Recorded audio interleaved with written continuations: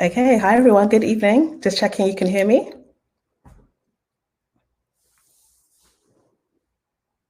Great, okay, so good evening everybody and welcome to our first coffee professional development event, Navigating Your Career with Bill, Vlad and Sheila Hoy.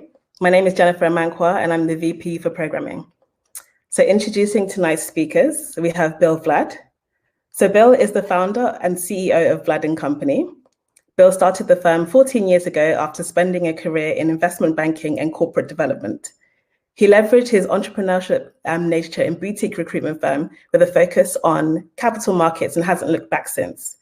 With all his experience, Bill leads a strong team of Vlad & Company and has brought success with the firm, winning the Best Financial Services Recruitment Firm in North America award. And then we have Sheila Hoy. So Sheila joined Vlad & Company over 3 years ago and is now a senior recruitment associate on the team. She brings project management skills from her unique background of marketing and event planning and dove into the world of recruiting and capital markets. So tonight, I encourage you to use our chat feature for our questions. We want to make this session as interactive as possible. And Bill and Sheila, the floor is yours, if you can turn your cameras on.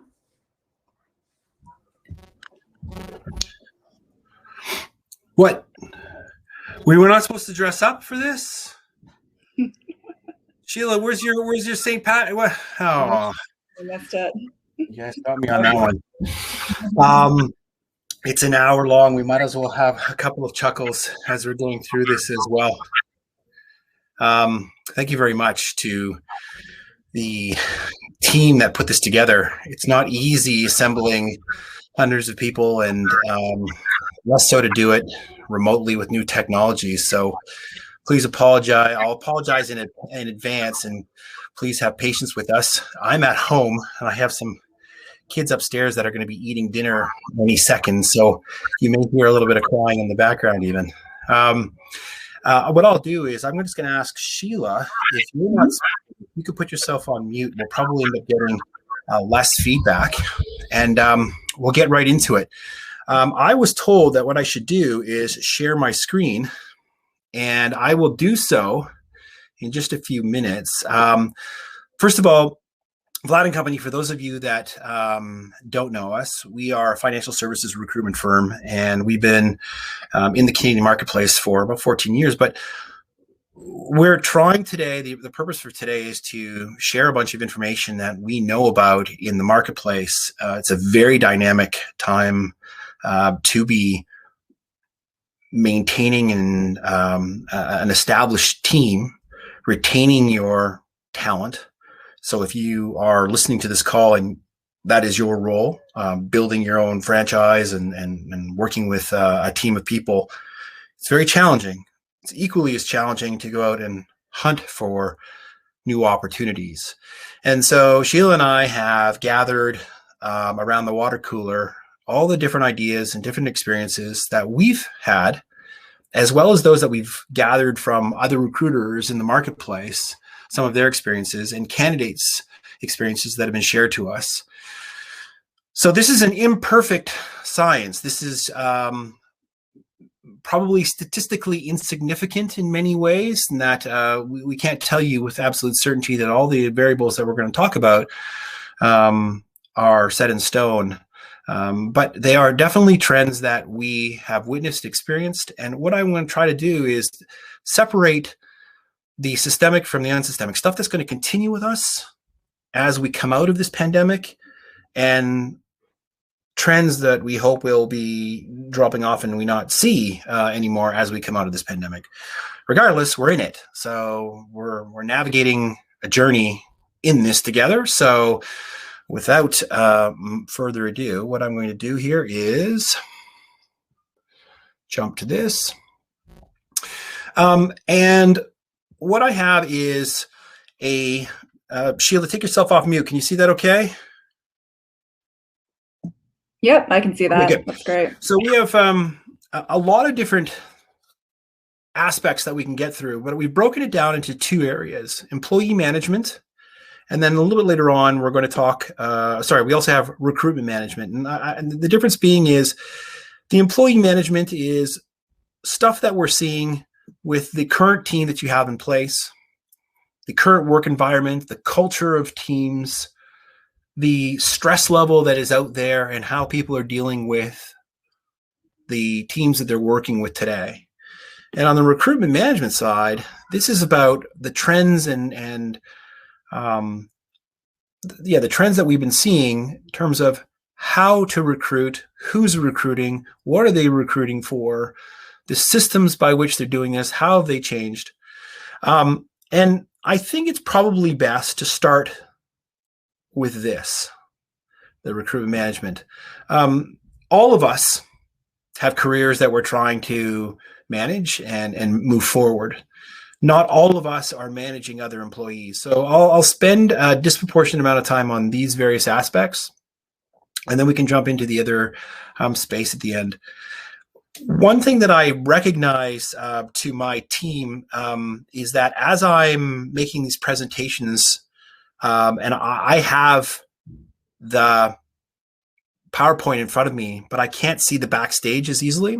So if there are quick questions, I'll be jumping back and forth to make sure that I answer anything as we're going along, but just bear with me. So make this interactive. If stuff that I'm going through particularly resonates with anyone, ask a question and we will do our best to answer it on the fly. This should be sort of iterative and interactive. You can see that within recruitment management, there were a lot of things that we experienced in the last year. To summarize, if we took it back a year from today, everybody was very nervous. Vlad and company actually put out a series of lunchtime learns, how to manage your career in half an hour segments that were gobbled up by hundreds of people. And we found it very helpful to just use it as a tool to stay in front of people. And at that time, we honestly thought that our industry was going to go into the toilet, that there were going to be huge layoffs, that there was going to be a restructuring of so many different businesses, that the economic climate for any industry was going to be negatively impacted very seriously. Now, as we know, we're working in an industry in financial services where we've been lucky that it's been relatively insulated, and that K rebound is very well defined, that some industries have done better and some industries have done poorly. Some socioeconomic groups have done better and some have done poorly. The sector that we're looking after as recruiters has done very well. And a lot of that has to do with the fact that the financial services industry needed to continue to fund or feed the system, if you will. But it still had a lot of rebounds effects. I was chatting with one of the heads of one of the Big Four's corporate finance teams in the accounting firms, who admitted that they had a huge layoff in April and May as they were coming into this. And today they are really struggling to try and maintain the level of business that they need, because they don't have any people to actually do the work. They cut too close to the bone, and the rebound was so fierce and so quick that they haven't been able to catch up.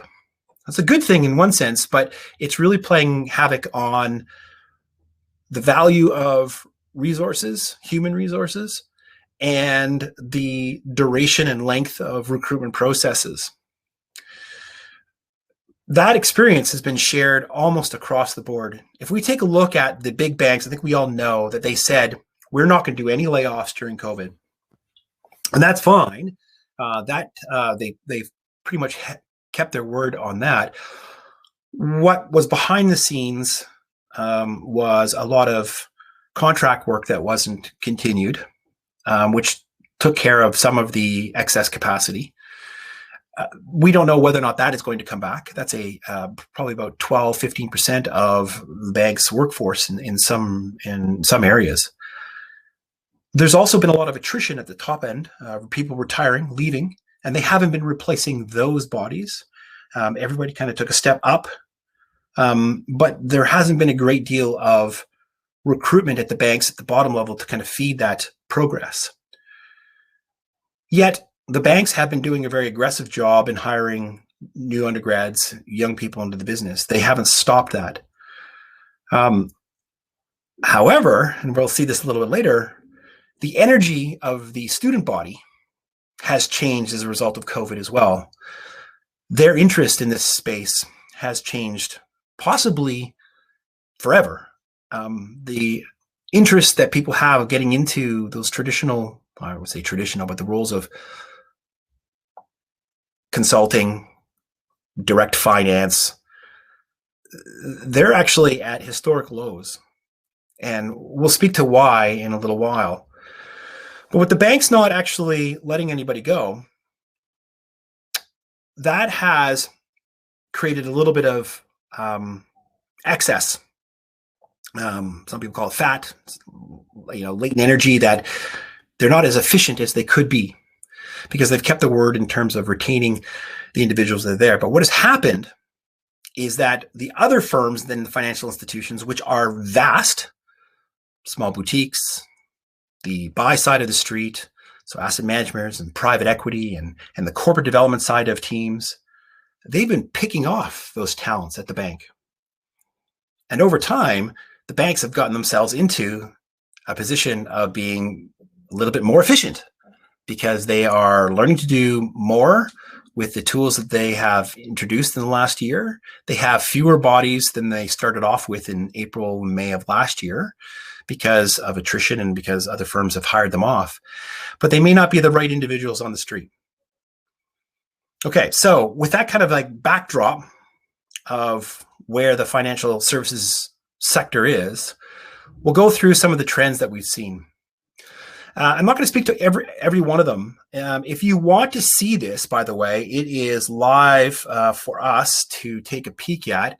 It is at the Vlad Co website, and I will find a way of getting you this. Just give me 1 second.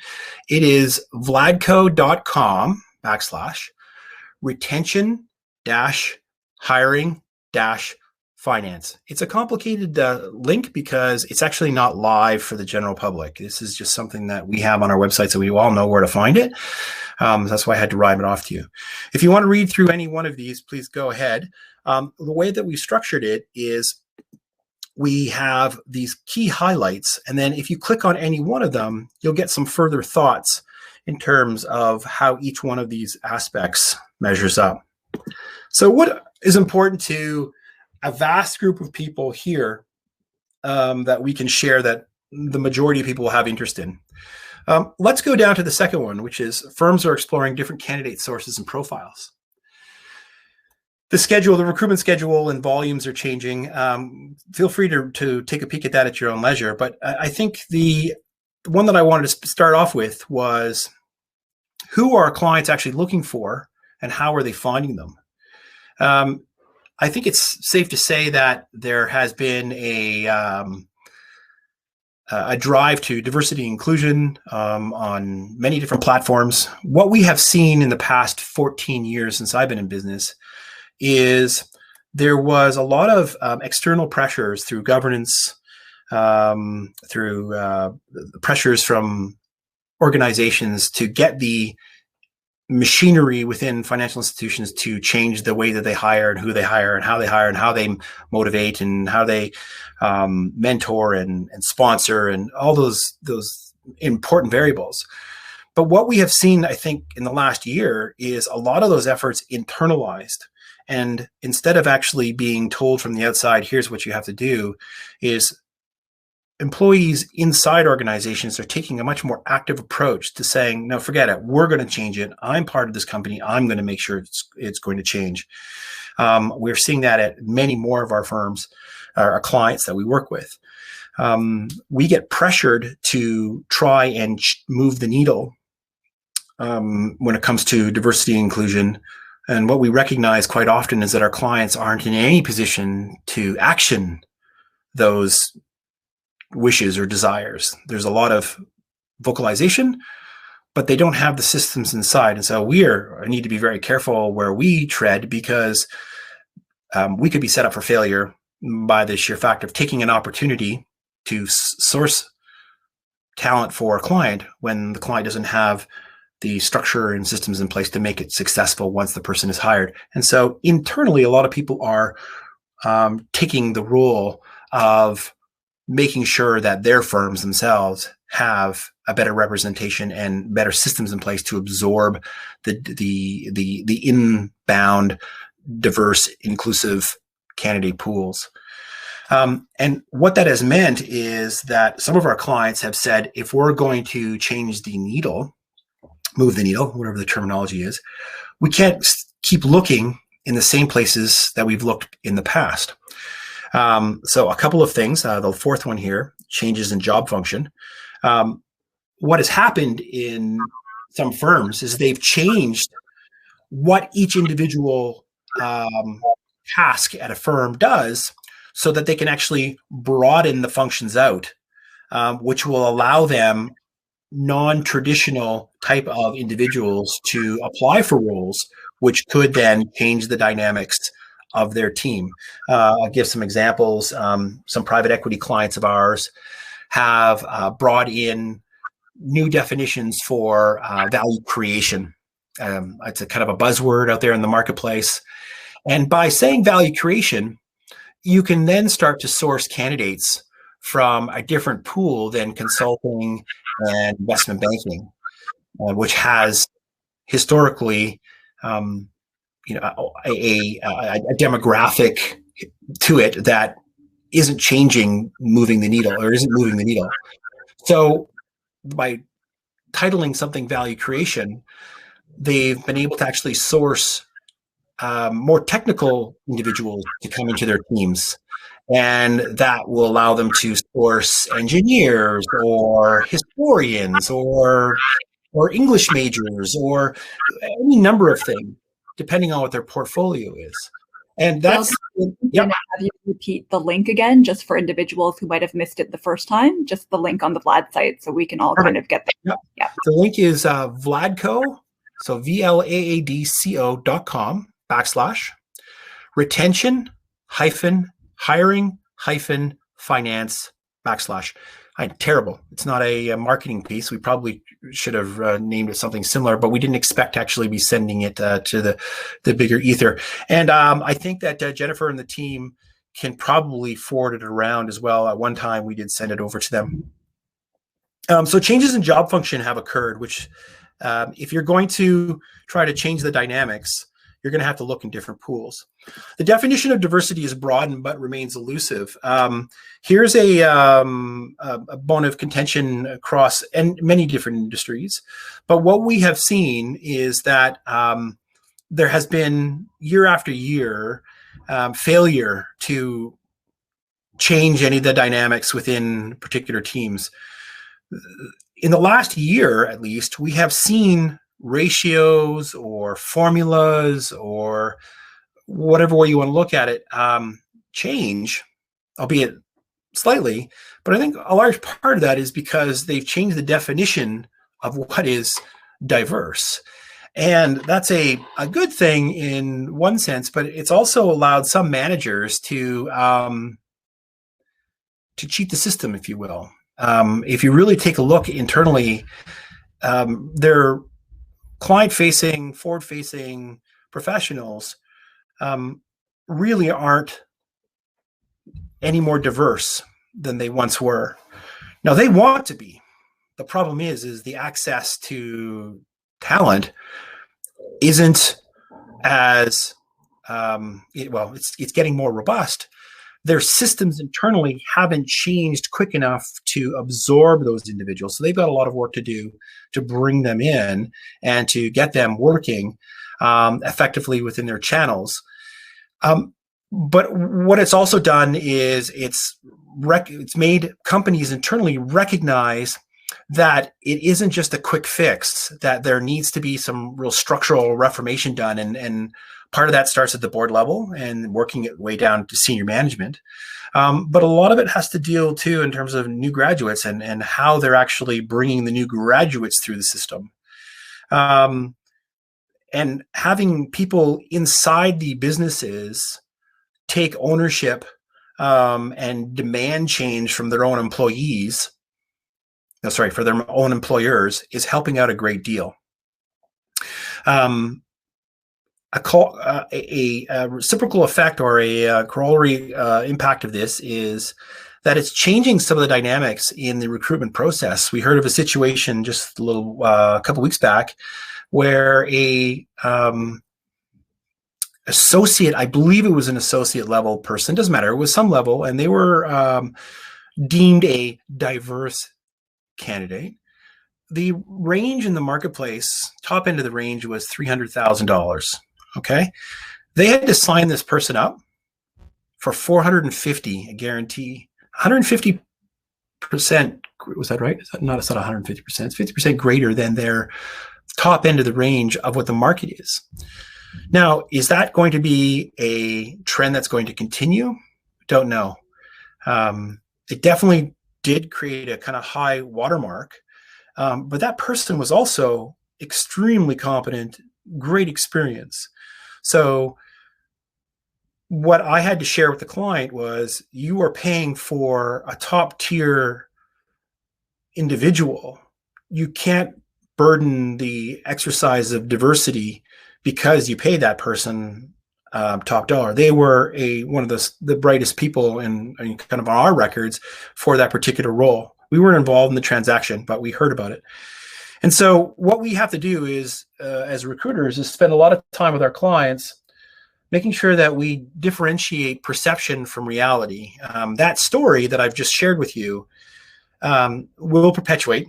I'm perpetuating it now, but it doesn't determine, every transaction henceforth is going to be at that high watermark.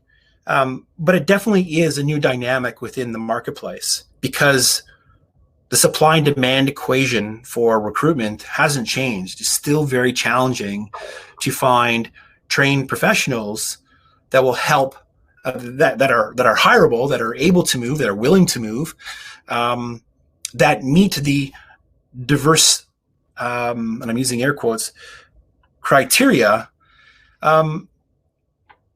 What's helped out partially is that the clients and the industry has broadened that spectrum of what is deemed diverse. We're doing some work with another organization, and the general population in that organization is 0.2% of the Canadian population does this group represent. And it's going to be challenging to, in the marketplace, have a representation statistically that far off from what that particular number is, but they're going to try, and we're going to work with them to try to move that needle.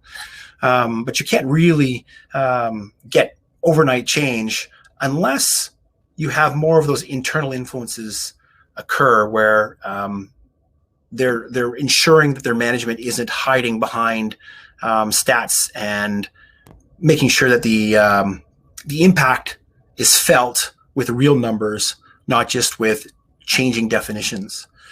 Firms are exploring different candidate sources and profiles. Virtual recruitment is a way that firms are getting around traditional old biases. If you take a look at on-campus recruitment as an example, I don't know how many of you were involved in on-campus recruitment going through school, but there's always, you could probably name off the 4 or 5 or 6 schools within Canada that firms tended to go to. Well, with virtual recruitment, this has allowed companies now to go anywhere and go at any time. And now you've got candidates that maybe explored really unique educations that wouldn't have normally been tapped for recruitment, get involved in the recruitment process and help with bringing in a much more diverse group of new graduates, chess masters, or the gold medalist in the engineering program, or an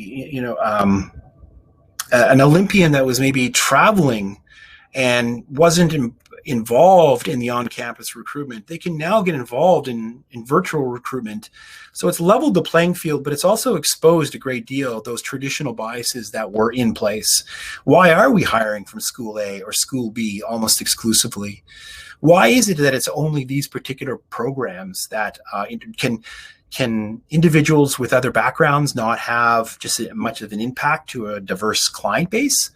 And so I think the virtual recruitment is just starting to show its value. Firms have spent a great deal of time investing in those technologies. The compensation offer letter structures are evolving. I could probably speak to that a little bit. This is kind of generally speaking what's happening in the marketplace right now, what's going to continue and what's going to be left behind. All of us are feeling very weary. Very drained, very stretched. There is no off button. We seem to be working around the clock. You've heard all the news stories. What that has meant or created is a latent buildup of tension. And the expectations are that today, people are very reticent, very hesitant to actually look at new opportunities. Though there are many opportunities out there, do you really want to be moving in this particular marketplace? There's a lot of unknowns. There's a lot of stresses. You're trying to build new human equity over over Zoom. You're not in an office. You're working out of your kitchen, and how do you actually build rapport with clients? And so individuals are saying, yeah, I prefer to stay where I'm at right now. But when that opportunity opens, or this pandemic is over, or when we're actually back to normal, we do believe that there is a huge latent capacity buildup of anxious, stressed, tense individuals that want to do something different, but they didn't have the structure, the fortitude, whatever, to do anything today. So that means that when we're left out in the normal scenarios, people will start looking at new opportunities. And the fear is that a lot of them are going to get out of this industry in hopes that something else is greener on the other side. That may or may not happen. Let's come back in a year to find out. But to get somebody to move today, to push against all of those pressures that I described, the bid-ask spread of offers is very wide. If the range of compensation is A to B, people are saying, I'm going to move for C. Don't ask me. So that 450 example that I gave you, that's a common trend out there right now. They're saying, if you really want my talent, my experience, my relationships, you're going to have to pay a significant premium for me to move today. And so the widening bid-ask spread is creating some very irrational hires in the marketplace. If you're in a buy-side firm, carry, which is a big part of the business, is being offered to more junior levels as a way of retaining individuals. And that's going to have a long-term impact. If you're a direct investor, that's a great thing. I mean, that is essentially what you want your employees to be. You want them to think like owners. But traditionally, that compensation variable wasn't offered until a certain level, call it director or VP, wherever it happens to be. It's being now offered at much more junior levels. What kind of impact is that going to have 5-7 years down the road when those juniors want to leave? Or in a lot of buy-side opportunities, there's a rotational program. If you're offering equity or carry at a junior level, but yet the shop down the street isn't, and they've got a 2-year rotation, how does it impact transfer of bodies and moving people back and forth? It's going to create some interesting dynamics in the marketplace in terms of leaving money on the table, paying up for individuals, making them full, paying them up for any bonuses that are left on the table. And I think another thing that has changed, which is really critical, is termination clauses. Excuse me. And if you're not familiar with what's been happening, there was a case over the summer called Wigsdale, and I'm not a lawyer, but I'll try to summarize this. And it essentially deemed the employment contracts, many employment contracts around Canada, as void. That case is still going through discussions and whatever court cases do. But if you are going to then have to re-engage employees with new employment letters, especially in this marketplace during COVID, what does that do to the employee when they actually have a new document in front of them and they're assessing their considerations, they're looking at their stress level, they're thinking about what the longer term impacts of this new work from home hybrid model maybe, how does that, and now you've got a new document with your employee and you're saying, what's the right call here? What's the right decision? That's going to have a large impact. Even if it doesn't have a large impact, let's say only 5% of the people end up having this as being an issue. That's a lot of moving bodies on the street. So expect that to have long impacts for the years to come when it comes to transitioning individuals to new engagement letters or new offer letters. If you want to have more information on the termination clause, just go and type in Wigsdale. It's quite an interesting story. And I think for this particular area here, let me just actually take a pause and go back to see if there's any other questions so that There actually are. Sheila, can I ask a favor? Can you just, while I'm babbling on here, can you just go onto the stage or and just summarize, take a look at some of these, and then we can take a pause and answer some of the questions and then come back to this in a minute. While she's doing that, I'm going to just talk about two variables, which is candidate supply and candidate demand. I think I've talked a little bit about the demand for talent and how that actually has been changing, but let me chat with it a little bit more with you. Traditional proven recruitment processes, they've been thrown out the window. Everything is new and fresh. Traditional methodologies like case studies or exams, if you're going to try and hire differently, then you can't use some of the traditional methods of hiring that you had in the past, right? And that has frustrated a lot of companies. Another thing that has, I think, temporarily changed the market is the border closing. We have had a number of individuals who have had offers rescinded because of cross-border movement or the lack thereof. What happens when that opens up again? Again, we think that there is a huge, under the surface, a huge built-up capacity, latent capacity of individuals wanting to leave. We've lost a couple of candidates in the last week to opportunities in New York. They had opportunities in Canada, but now that the borders are starting to loosen, there's no certainty. We know that it's not going to be a year from now. The offers are starting to come back in. And so New York's appeal has taken top post again.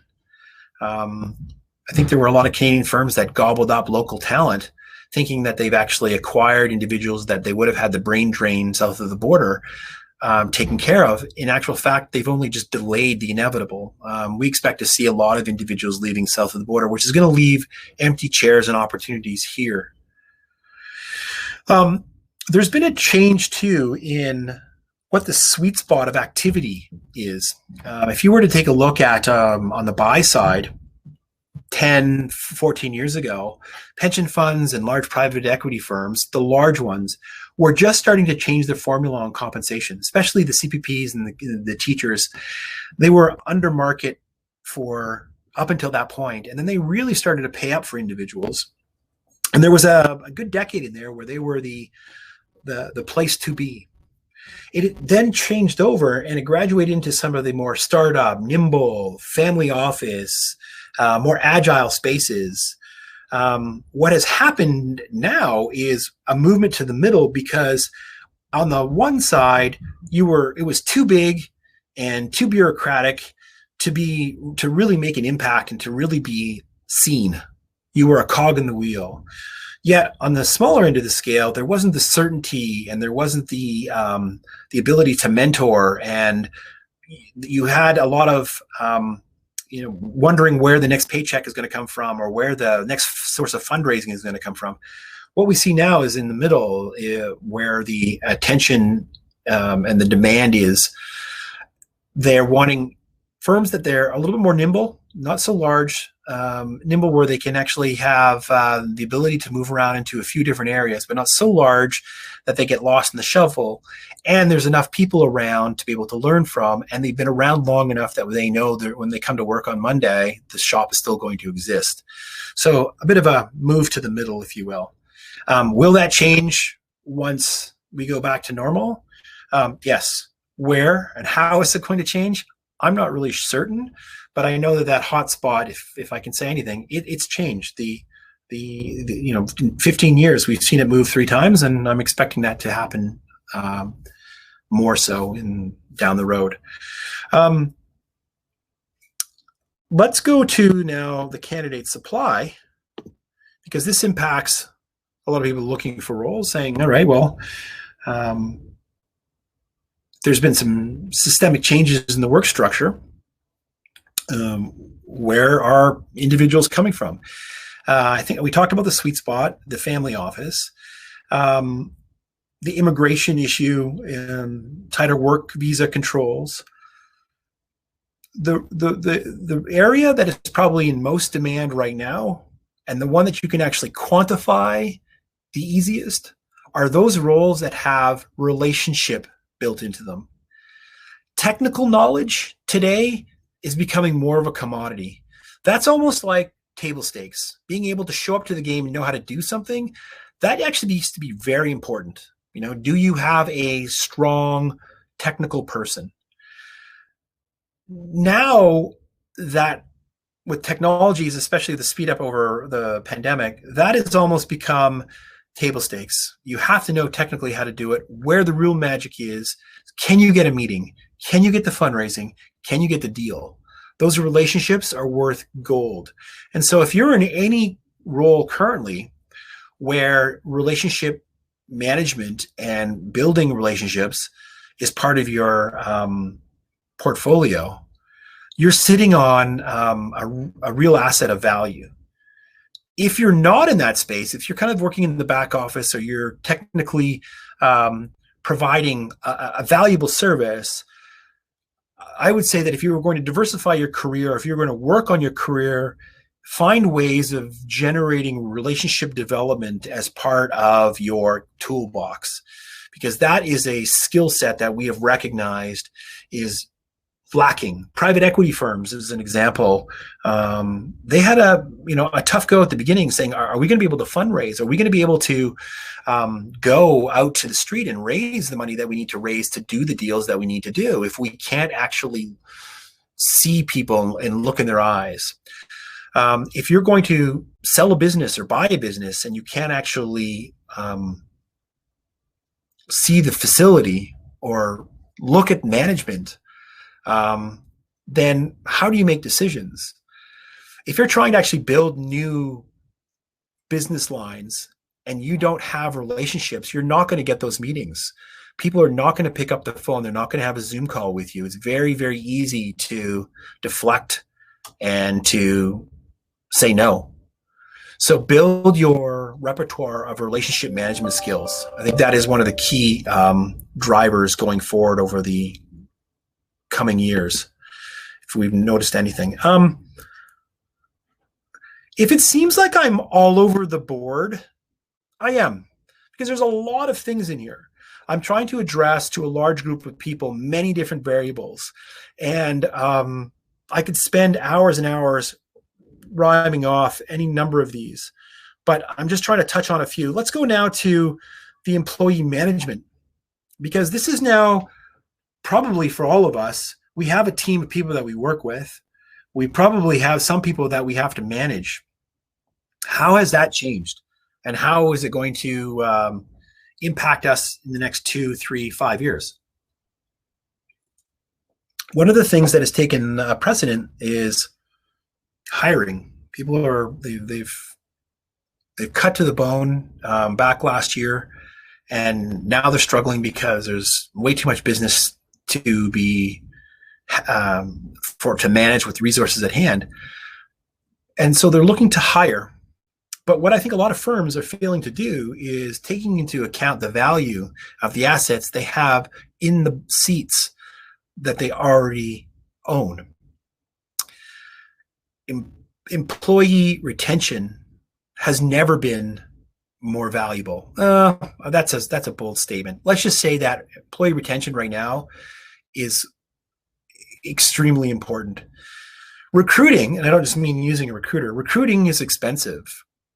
And you've got to, the cost of going and hiring somebody, the time that everybody has to invest in, the training that goes in, the risk that it doesn't work out, all of the human chains and networks that have to be built to bring that person up to a level where they're actually valuable to you, that's worth a great deal.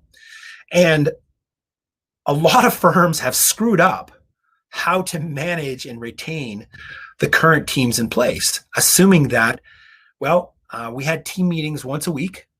We're going to have team meetings once a week. We're going to do it via Zoom now. But what was lost was the recognition that of all of those informal interactions. I am a manager by walking around type of person. I stop by Sheila's desk and I say, "Sheila, you want to go for a coffee?" No particular reason other than I don't want to go for a coffee by myself, and we probably have some things to talk about, right? So we go for a coffee together. We've lost all those opportunities. And so a lot of firms have dug their own hole by not managing the talents they currently have in place. We're hearing of that mid-level individual that has a couple of young kids at home, and they're busting at the seams because there's maybe the school is shut down or the kids are sick, and they're trying to manage all this stuff at home, which is not what they signed up to in the first place. They're going to continue to do that because they're professionals, but the first opportunity they get to try something else new, they're probably going to look at it. And so, and I said it earlier, there's this buildup, I think, of people who have one foot out the door for that right opportunity at the right time. Back to school is an issue that we have seen happen in a lot of firms, where there's always a certain amount of attrition that you build into your model, right? When you hire X number of people, you assume that Y are going to retire, a certain percentage is going to get fired for underperformance, a few are going to get picked up by people like myself and bring them over somewhere else, and a certain number are going to go to school. In markets that are questionable and topsy-turvy, the number of people that go to school historically jumps up significantly. And we saw that happen this year, and we're seeing it happen for September of this year as well. So that's going to mean that firms are scrambling to find new talent, mostly at the junior level, but that has a rebound effect throughout the chain of employment. The definition and structure of work, I don't want to I don't say beat a dead horse, but I don't know what the right terminology is. Like, I know we've heard about this a lot on news channels and radio and what have you, but there have been a lot of changes to the structure of work. And what I would say to anyone that is currently employed or looking to go and find a new career is to ask yourself the question first: what is it about work today that I like and that I don't like? What of the work that I'm in today that I don't like is because of this pandemic? And what can I change? I think we see a lot of candidates come to us wanting change because there's a belief that the grass is greener on the other side. And the reality is, many situations are facing these situations, this structure. And flipping from one to the next is like going from the pot into the fire, because very few people have actually outlined what it is that they like and they don't like. For me, I enjoy the freedoms and flexibility of being able to do two other things at one time. But I have, part of being a recruiter is that need and to bounce around into different things. But when you're talking about going back into a structure that is a hybrid model, where you're going to be working part days at home and part days at the office, that may or may not be a solution for you. But unless you've actually identified what the variables of work are that you appreciate and those that you don't, you could end up finding yourself in the same situation that you were in your previous role, because you didn't do the due diligence to actually take the time to assess where your current wishes and desires are. Sorry, Sheila, that one got a little wordy and a little bit long in the messaging there. Promotions and contract durations. I'll talk about that one just a little bit. We talked about the contract law for Wakesdale. Things that got shortened down a little bit. So, where you had 2 years, you're going to be at this level, and then 2 years are going to be at this level, and 2 years are going to a lot of firms are taking the opportunity during the pandemic to become more efficient with resources and technologies. And those plans that of career progression have changed. And if they haven't changed yet, they're about to change. Compensation also is up for some significant renewal over the next couple of years because of the way that work and the definition of work is changing. Comp bands are widening. We've experienced at a lot of firms, analyst and associate combine into just one associate category, VP director merging into one category, try and thin the structures out. And one of the drivers behind that is because they've recognized that the value of these various levels comes in the format of relationships.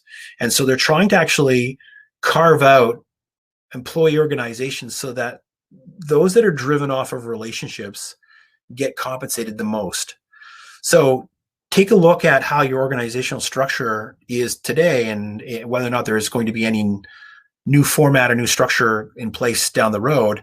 That might help you decide whether or not it's time to look out for new opportunities, or whether or not it's a time for you to invest in different skills within your toolbox to make sure that you fit that progression of promotion. I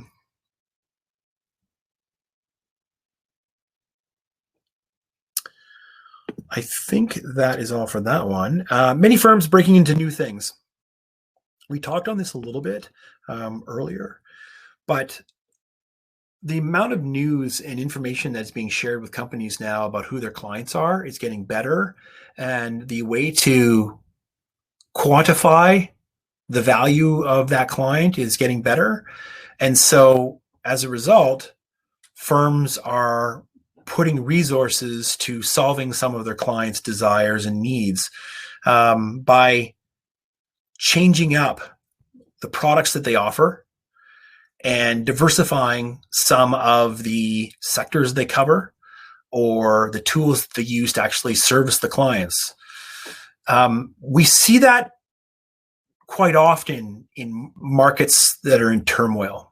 It's a time to flush the toilet and kind of restart, but it's also a time to bring forth new ideas, because we recognize that the way we worked before doesn't seem to be working as well as we thought. And so there's been a change to looking into new industries within the market and taking a non-Canadian approach to things. I think that with our relatively small population compared to some of the other financial markets, we've always been comfortable in doing the plain vanilla, just doing whatever everybody else is doing. And what we're seeing with some of our institutions going international is that we can be a player around the globe as effectively, but we have to change the way that we do things. And that has introduced new industries, new skill sets, new specializations. And I'm not getting any more specific than that because every firm is a little bit different.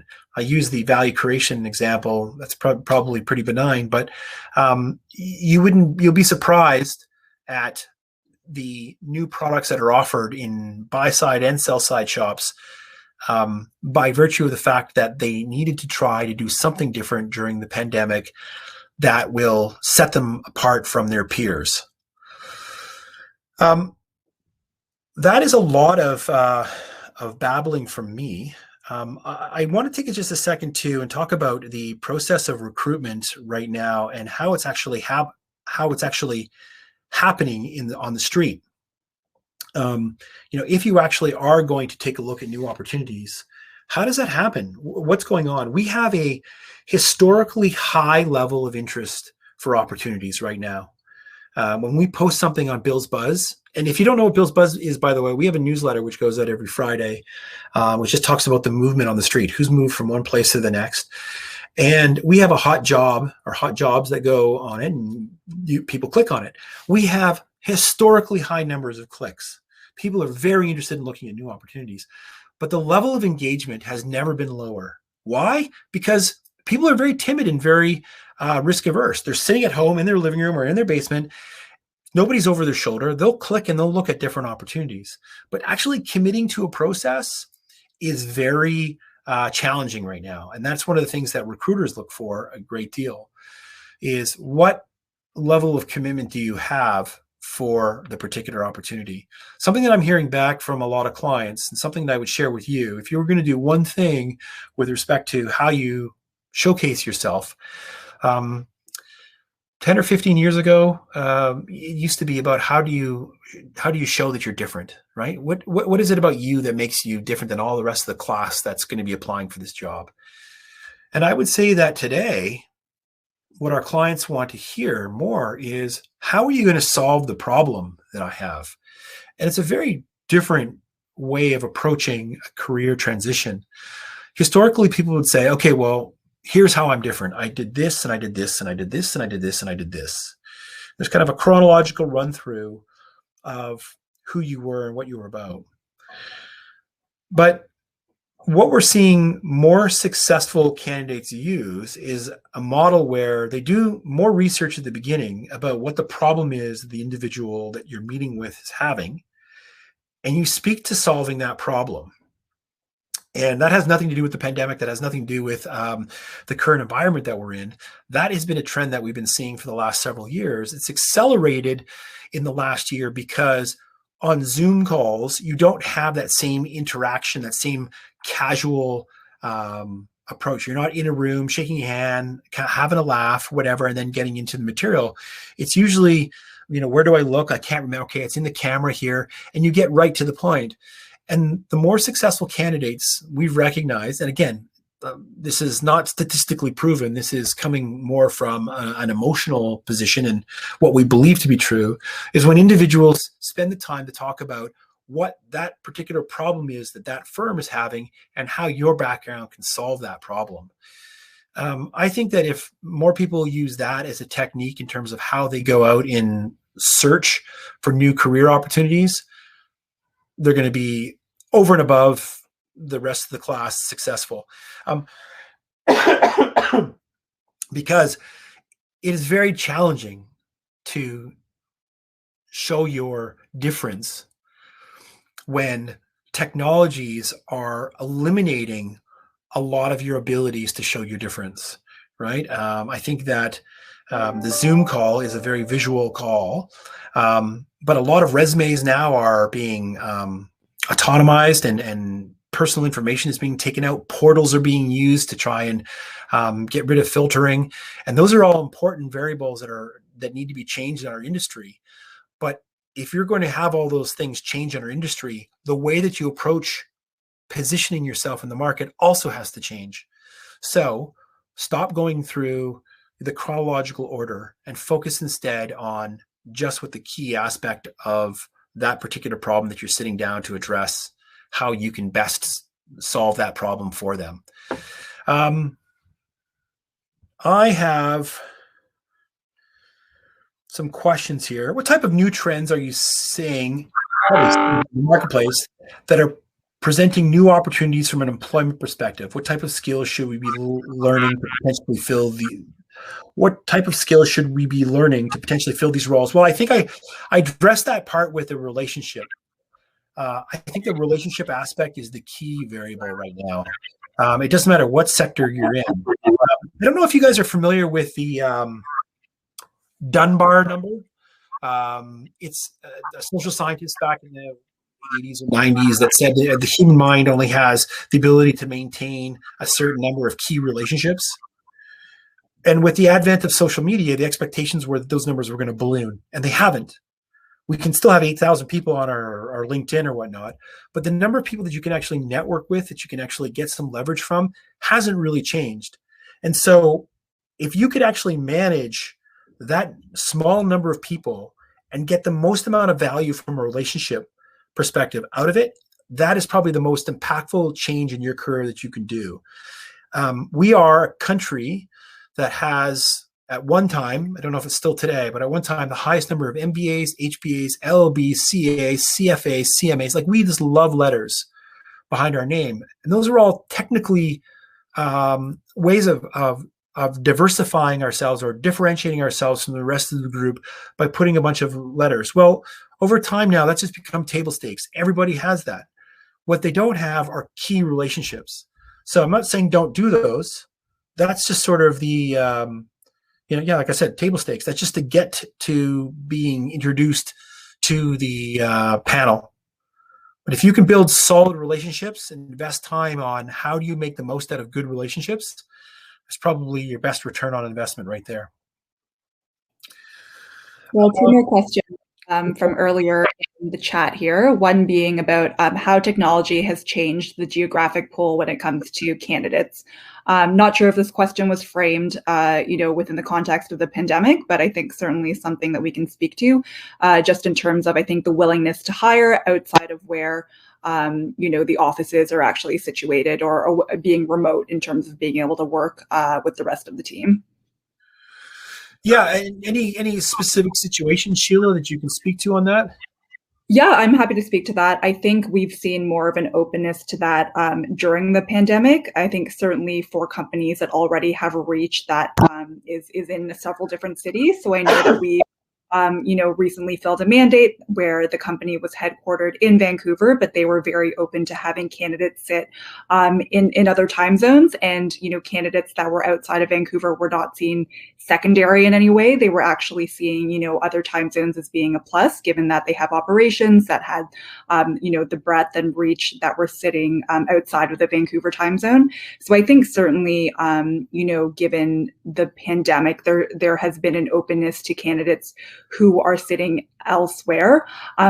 I think it's sort of a case-by-case basis. I would say, and Bill, let me know if you think otherwise, but that the majority of our clients, the rhetoric has been that eventually they do want, their employees to be having meetings again, to be part of the team, and to really have that face-to-face aspect.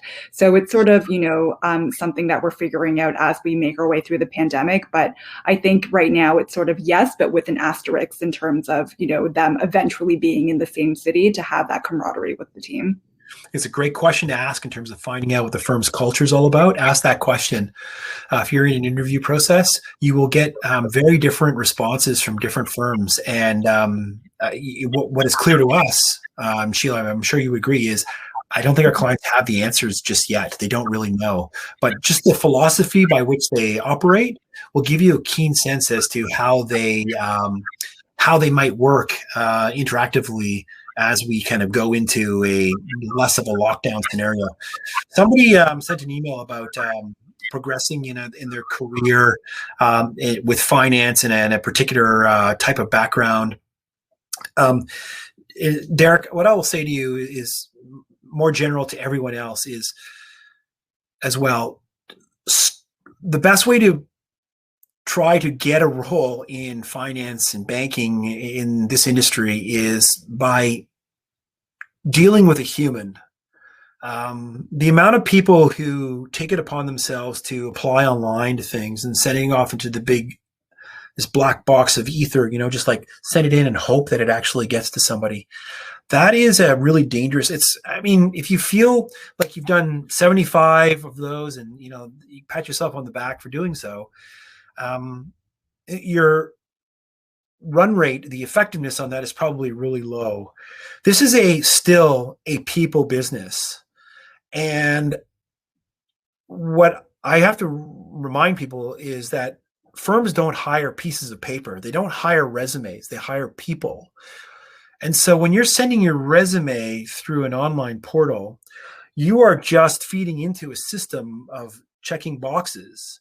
And if you do not have the exact round peg to fit into that round hole, you're probably not going to get the opportunity. So I would say, turn it on its head. Stop worrying about sending it out to 75 different opportunities online and pick the 3 or 4 and really research it well and find a human. Use your LinkedIn, find your networks, use your relationships, find out what the problem is, and then get somebody on the phone or when we can face to face, because that's how people are hired in this business. They're not hired by application.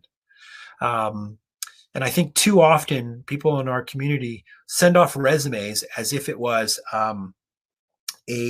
they don't treat resumes with the same amount of the respect that they should. That should be almost like a finishing tool, not the first thing that you showcased on yourself.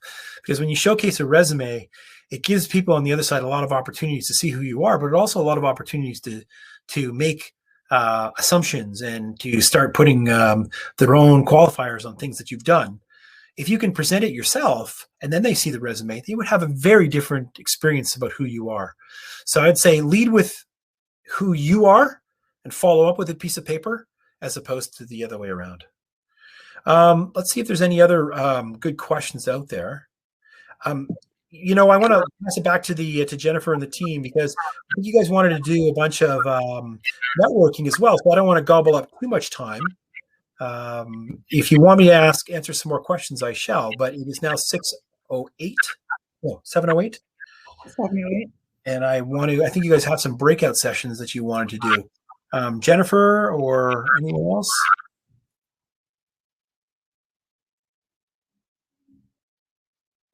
I'm on mute. Hi, Bill. Yeah. Sheila, thanks a lot. I was listening and I was hoping there were going to be, I was really expecting more questions, but you're right, it is 7:08. So let's start with some networking. But first to you, Bill and Sheila, thank you very much. Very insightful. I'm listening. I'm also in the field that you're in as well. So I found myself nodding a lot of the things that you were saying. So thank you for such a great session. So just a few things for our members. So we do have our next speaker series, which is happening next Wednesday. It's hashtag Choose to Challenge. And in that event, it's going to be our leaders from Scotiabank who are going to be talking about leadership levels and also pathways for women in finance. And also I just want to remind people who are employees of TD, RBC or CIBC, your COFB membership is free. So all you need to do is contact our membership email, which is at memberships@cofb.ca. Send us an email, let us know that you're working for any of those companies, and then your membership is free. So we have 21 minutes I can see left, and we do want to encourage some networking. Bill, Sheila, feel free to join us as well. If you just click onto the networking tab, you should be able to click a button that says ready. And after that, you should be able to meet up with people for a bit until 7:30. Yes, Bill, I think you want to say something. You're on mute. You're on mute, Bill. Goodness, I hate it when I do that. Hit the networking button here on the screen and then break into things. Hit the networking and you'll be able to be paired with someone until 7:30. Let me just give a conclusion to say on behalf of Sheila, myself, and the rest of the team of Vlad & Company, thanks for having us. We love to chat about the marketplace. And if you want to have us up again at any time or more specific questions, our emails are relatively easy. Sheila at, Bill at, Mark at, Lou at, Vlad & Company. Sorry, vladco.com. So Bill at vladco.com. Shoot us a message and we'll see what we can do for you. Great. Thank you, everybody. So I'll close the evening. Everyone have a great evening and hopefully see you at networking.